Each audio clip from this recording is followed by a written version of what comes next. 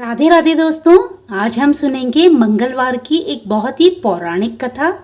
मुझे आशा है आपको ये कथा पसंद आएगी और आप इस कथा को अवश्य ही पूरा सुनेंगे। प्राचीन काल की घटना है। एक नगर में एक बुढ़िया रहती थी। उसके मंगलिया नाम का एक पुत्र था। वृद्धा को हनुमान जी पर बड़ी आस्था और श्रद्धा थी। वह हर एक मंगलवार को हनुमान जी का व्रत रखकर यथाविधि उनको भोग लगाती थी। इसके अलावा मंगलवार को ना तो वह घर लीपती थी और ना ही मिट्टी खोदती थी। इसी प्रकार से व्रत रखते हुए जब उसे काफी दिन बीत गए तो हनुमान जी ने सोचा कि चलो आज इस बुढ़िया माई की श्रद्धा की परीक्षा हो जाए।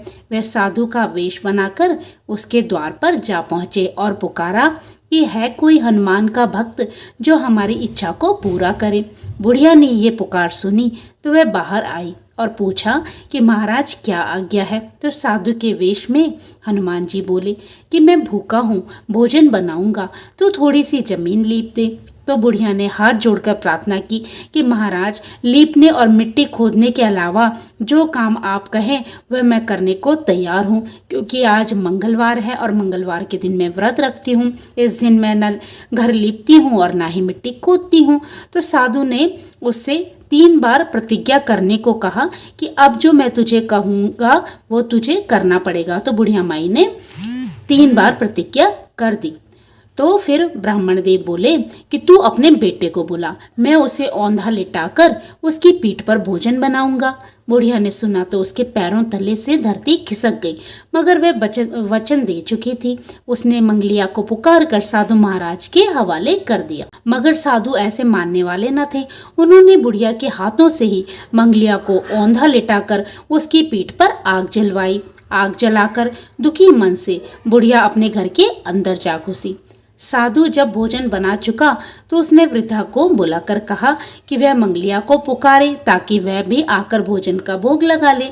तो वृद्धा आंखों में आंसू भरकर कहने लगी कि हे महाराज, आप मुझसे कैसा मजाक करते हो। अभी तो आपने उसको औंधा लिटवाकर उसके ऊपर खाना बनाया है।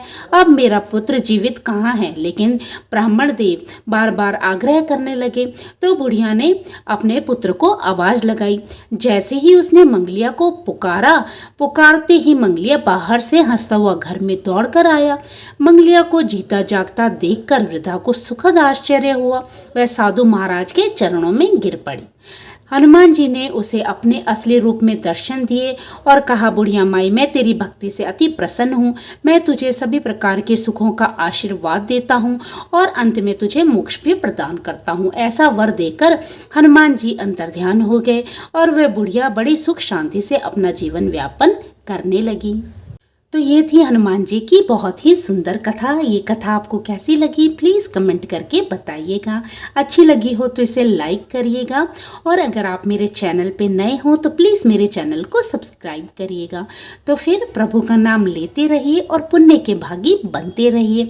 हर सांस के साथ प्रभु के नाम का सुमिरन करते रहिए, क्योंकि कलयुग केवल नाम आधारा, सुमिर सुमिर नर उतरहि पारा। जय श्री कृष्ण।